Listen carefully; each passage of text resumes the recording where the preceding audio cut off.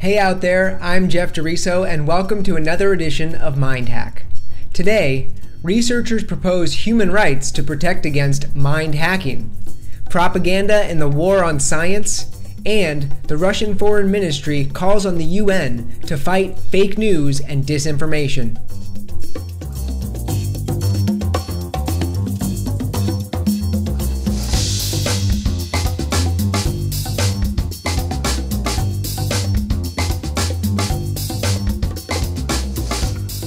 Newsbud needs the support of people like you to continue creating informational content that counters the barrage of fake news from the corporate media. Please help by making a contribution to our Kickstarter campaign. Whatever contribution you can make will no doubt help us to continue on our path of truth-based news reporting. The first article I want to look at today was published in The Guardian on April 26, 2017 by Ian Sample. The title says, "New Human Rights to Protect Against Mind Hacking and Brain Data Theft Proposed." First of all, I'd like to say that I'm flattered that the people at The Guardian are watching Mind Hack. As a response to rapid advancement in technologies that read or alter brain activities, like the ones we've covered on this show, researchers in Switzerland have proposed a list of 4 new human rights which would protect the privacy of people's thoughts and brain activity.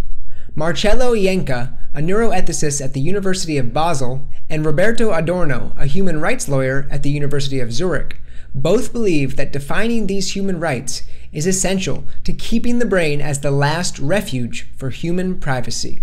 The first of these rights is cognitive liberty, which protects the right to alter one's mental states with the help of neurotools, as well as to refuse to do so.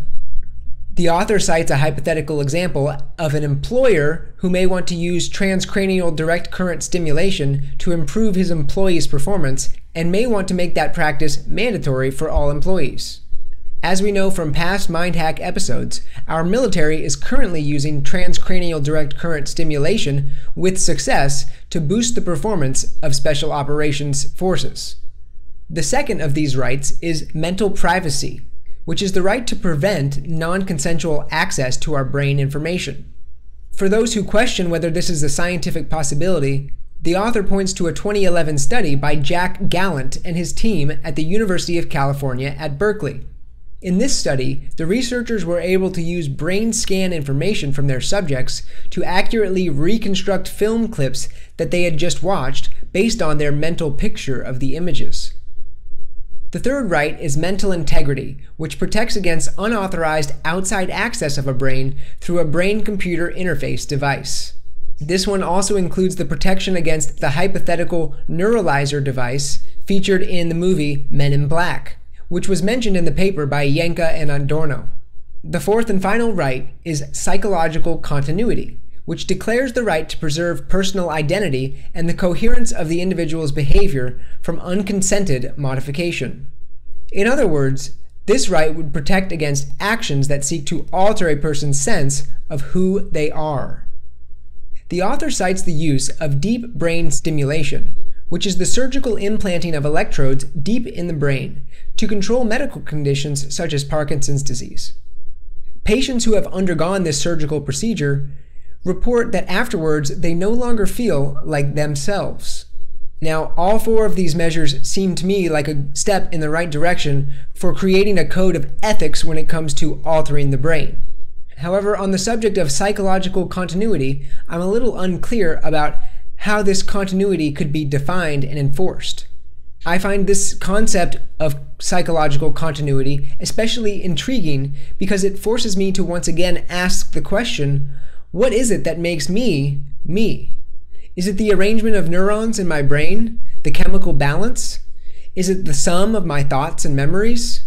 All of us are constantly changing, and the cells within our body are constantly regenerating. So after reading this article, I'm interested in researching deeper into what creates this feeling of psychological continuity. The next article I want to look at today was published in Global Research on April 27, 2017 by Dr. Gary G. Coles. The title says, "Propaganda and the War on Science: Corporate Pseudo-Science, Edward Bernays, and the 2017 March for Science." The author, Dr. Gary Coles, who is a retired physician from Minnesota, recalls a recent experience where he attended a talk by an author of a book whose theme was the war on science. Coles comments that this author was also on the National Steering Committee for the recent March for Science. Though Coles does not refer to the author by name in his article, I believe he is referring to Sean Otto, the author of a book called The War on Science: Who's Waging It, Why It Matters, and What We Can Do About It.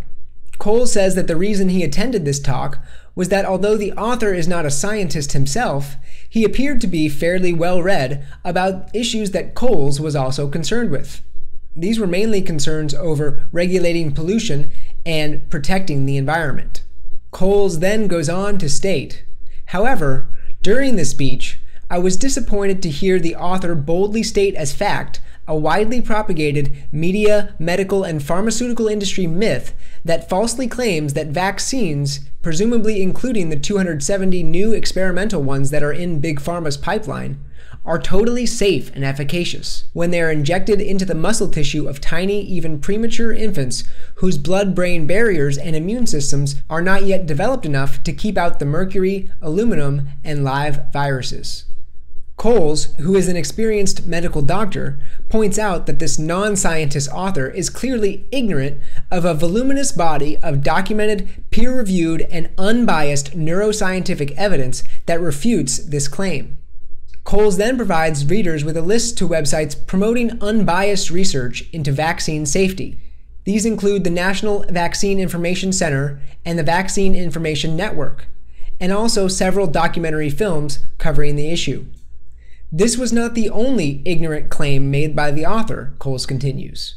He also repeats the myth that fluoridation of municipal water supplies is completely safe and has no downsides. Coles points out that he is again ignorant of the documented proof that the ingestion of that neurotoxic mineral fluoride can cause lowered IQ levels, hypothyroidism, and brain damage, as well as fluorosis of bones and teeth. He also notes that fluoridation of water supplies is banned in most European countries, based on what he calls good, unbiased science. Edward Bernays, known as the father of modern propaganda and nephew of Sigmund Freud, is the originator of this non-scientific myth. Bernays was hired by the Aluminum Company of America, or Alcoa, in the 1940s, to orchestrate a public relations campaign to convince political leaders and the public that it would be good if Alcoa's highly toxic byproduct, fluoride salts, were added to the nation's drinking water supplies under the guise of preventing tooth decay in children. This campaign worked very well, and soon municipalities across the United States passed legislation to allow their water supplies to be fluoridated. This allowed Alcoa to profit by selling the waste byproduct of their industrial process. A pretty good deal, right? Coles astutely points out that Bernays and Alcoa's fluoride caper was just another example of how cunning mercenary lobbyists that work for sociopathic corporations can convince non-scientist legislators to do their bidding. He then points out that we must distinguish between two types of science. The first type is the biased, big business kind of science that hires well-trained scientists to perform the necessary research in order to develop products that will make money for the company and its investors. The second kind is the unbiased kind of science that is in it for purely altruistic reasons, with scientists that work only for the advancement of pure knowledge and the advancement of society to create a more humane and prosperous world for everybody. Unfortunately, the first kind of science he mentions is the most prevalent in today's world. Coles says that this type of science forces scientists to become mercenaries for regressive, non-humanitarian agendas, such as creating weapons of warfare or unsafe psychiatric drugs.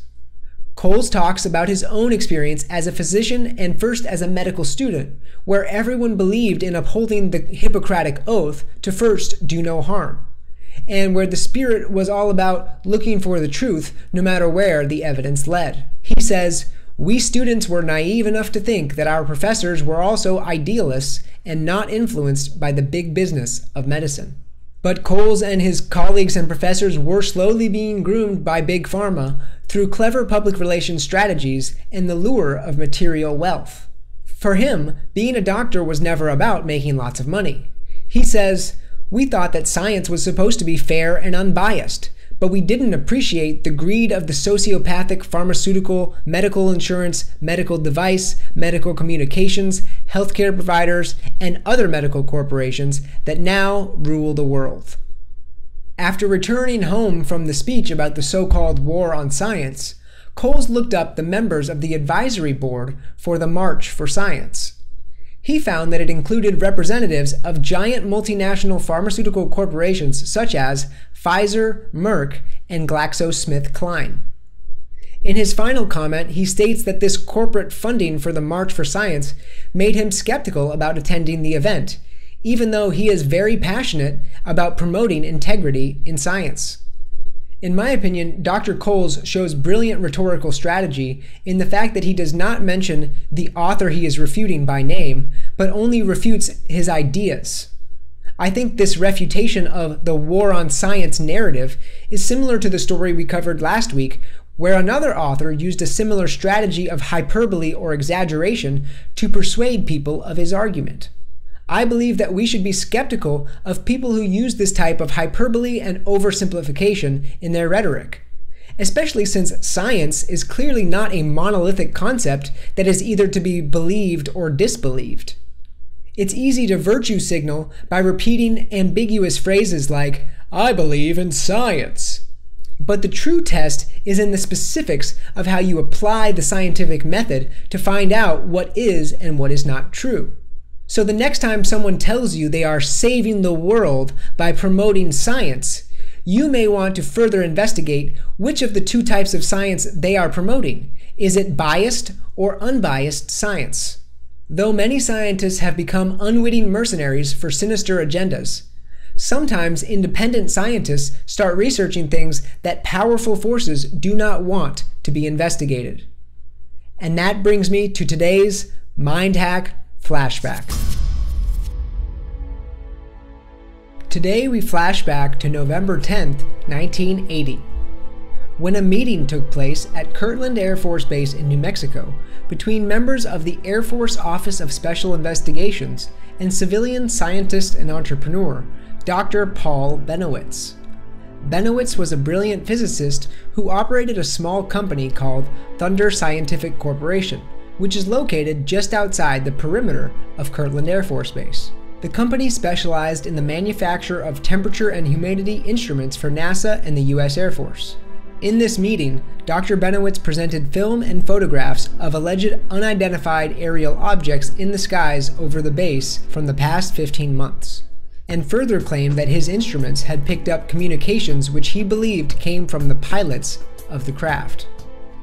Bennewitz was at this time convinced that these materials were evidence of an extraterrestrial presence within the US government, after personally speaking with people who alleged during hypnosis that they were abducted by aliens.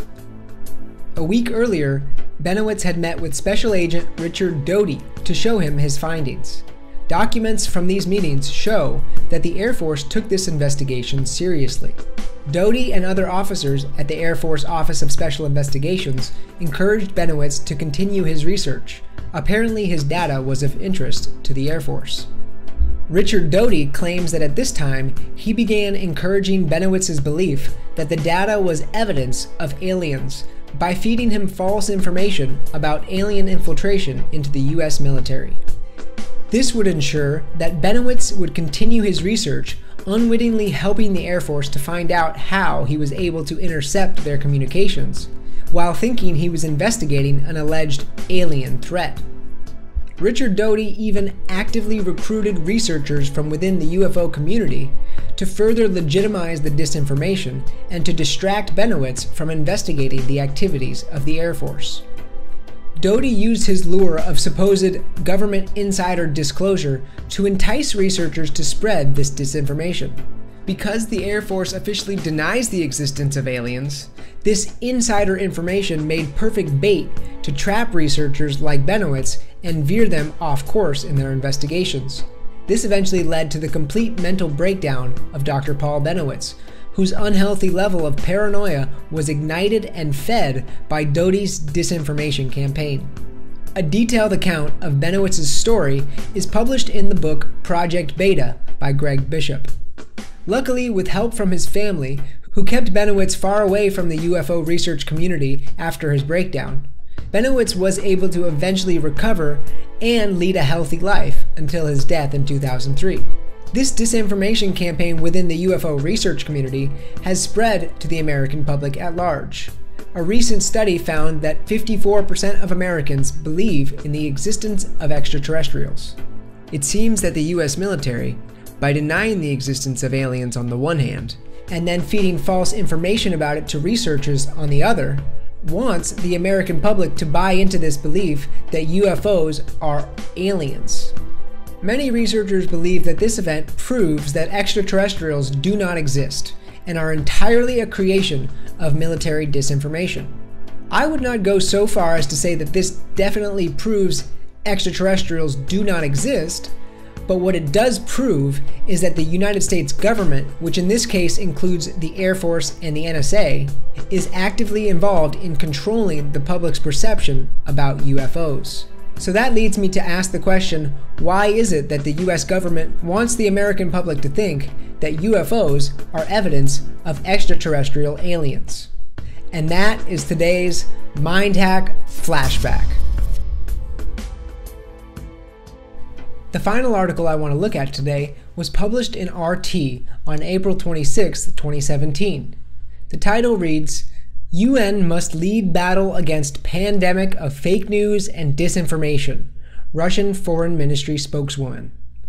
On Tuesday, April 25, 2017, Russian Foreign Ministry spokeswoman Maria Zakharova called on the UN to create international rules to stop the current pandemic of fake news and disinformation. Here's what she said.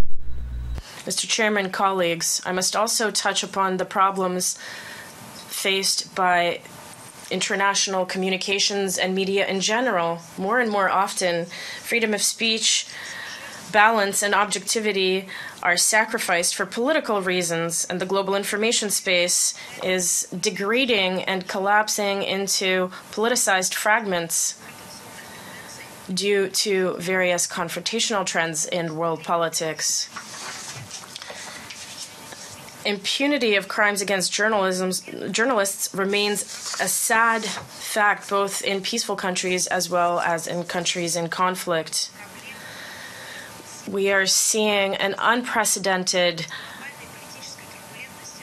scale of risks and a crisis due to global political turbulence. As a result, countries are returning to information confrontation following the model of the Cold War. We are seeing more and more unjustified legal and functional restrictions on media activity. And against this backdrop, the media is experiencing a crisis of trust from audiences, and this is due in large part to a sharp drop in professional standards. And fake news and the spread and proliferation of fake news is a significant factor of this. And this disinformation in the media sphere is as damaging as viruses are in the medical sphere. And as when fighting any pandemic, we need an international strategy to combat this scourge. Our delegation would like to make a proposal that the Committee of Information's resolutions include recommendations to the DPI regarding developing a foundation for a strategy to combat fake news and disinformation. The Russian Federation is prepared to provide comprehensive assistance toward attaining this goal. We believe it is difficult to overestimate its importance in creating a healthy information environment. I thank you. This again highlights the ongoing information battle taking place between the governments and media of the world's largest superpower nations, the United States and Russia. The US media is still promoting claims that the Russian government is responsible for interfering in their 2016 presidential election. Russia, of course, denies these claims, as well as the more recent claims by French presidential candidate Emmanuel Macron that they are trying to interfere with France's elections as well. Now, of course, this denial on the part of Russia will not stop Western media outlets from continuing to double down on their election hacking claims. So how do we find out who is telling the truth? Which news is the fake news and which is the real news? It is logically impossible for both Russia and the United States to be telling the truth about this. It is possible that both countries are distorting the truth in their competition for global information hegemony. However, I believe it is more likely that one country is more closely aligned with the truth than the other. After examining the larger geopolitical motives at play and considering the work of independent journalists who seek the truth over state agendas, I believe that the probability is higher that the United States is actually the aggressor and instigator in this information war. One common political warfare tactic is to accuse your opponent of exactly what you are guilty of doing to them, before they have the chance to accuse you. That way, when they respond by throwing the same accusation back at you, they look like they are coming from a defensive and reactionary position. This manipulation technique is summed up by the common idiomatic expression, the pot calling the kettle black. By appealing to the United Nations, Russia is attempting to prove that they are more closely aligned with the truth by inviting a third-party investigation into the claims made by the United States, Britain, and France, among others. To gain a more thorough understanding and analysis of the Russian media's response to these fake news claims, I encourage you to check out the Russian newspaper Monitor, which airs every Sunday on Newsbud. Finally, let's think back to that personal metaphor of two people who are both accusing each other of lying.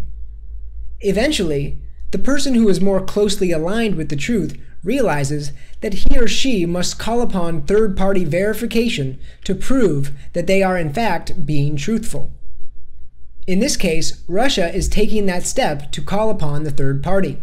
If the United States is as interested in stopping fake news as they claim to be, they will welcome this third-party verification process proposed by Russia, and the ball is now in their court.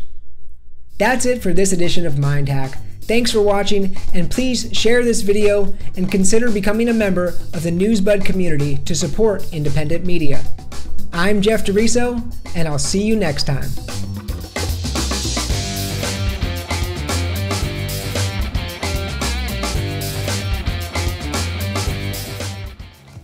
You, our generous supporters and community members, are the reason we exist. You are the power that has kept us operating and expanding towards this amazing success. And you are the sole determinant of the continuation and steady expansion of Newsbud operations. Please join us. Join the Newsbud movement by kindly and generously pledging towards this 100% people-funded media with integrity. Yes, we have accomplished a lot, but this is only the beginning, and that is my promise to you.